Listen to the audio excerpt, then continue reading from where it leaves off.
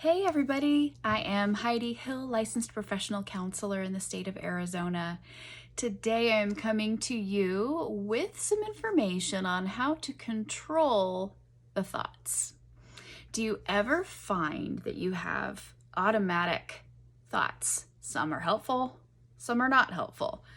You may be in a situation or with somebody or in a conversation with somebody where you have this automatic thought that comes up, right? And you notice, that actually did not help. That did not make me feel better, right? These are based on our core beliefs and our experiences, and these are things that we can retrain. And there's lots of different kinds. This is a big variety, but I'm going to make a very short video today just to help you get some practice on retraining these thoughts.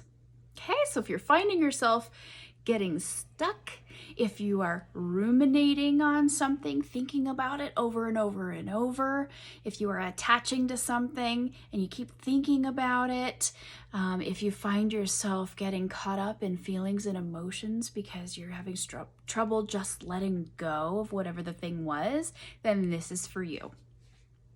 So the first point is we have to be aware and recognize when this is actually happening. So if you notice a frequent, persistent, or recurrent thought that's happening, this may be what we call an automatic negative thought, or ANT for short. So in thinking about these ants, right, and just using the metaphor of squashing the ants, we want to see the ants, we want to know where they're at, and we want to stop them right in their tracks before they take over our mind. So how do we do this? First, we're going to be aware when the ants are happening. Secondly, we are not going to attach to this thought. That is key. The problem comes when we jump on the train and we ride it a while, right? We get in rumination. We get stuck in that hamster wheel that I talk about that's just not productive, effective, helpful, and definitely doesn't feel good.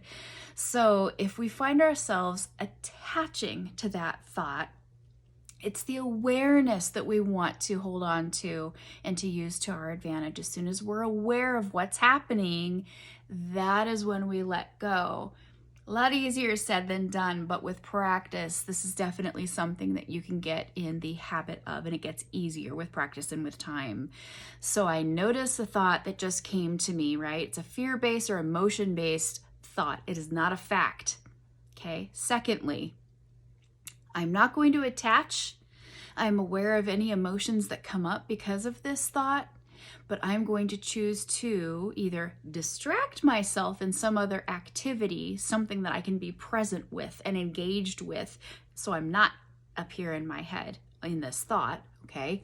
Or I can choose to challenge this thought by saying why it's not true, or say something that is true, right? For example, a lot of us have the thought, I'm not worthy, right? So maybe simply challenging that as, hey, that is not a fact.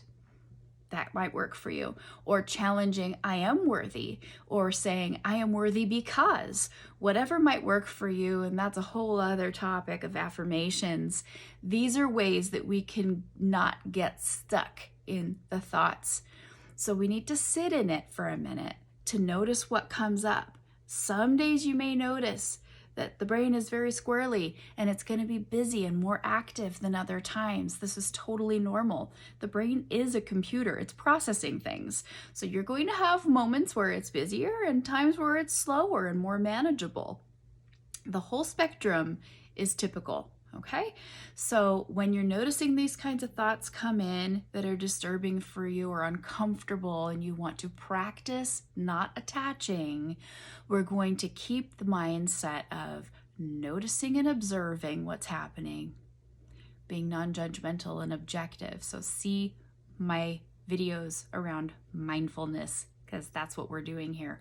We're going to be aware of what's happening, and then we're going to practice stopping it, challenging it, distracting, or doing something else.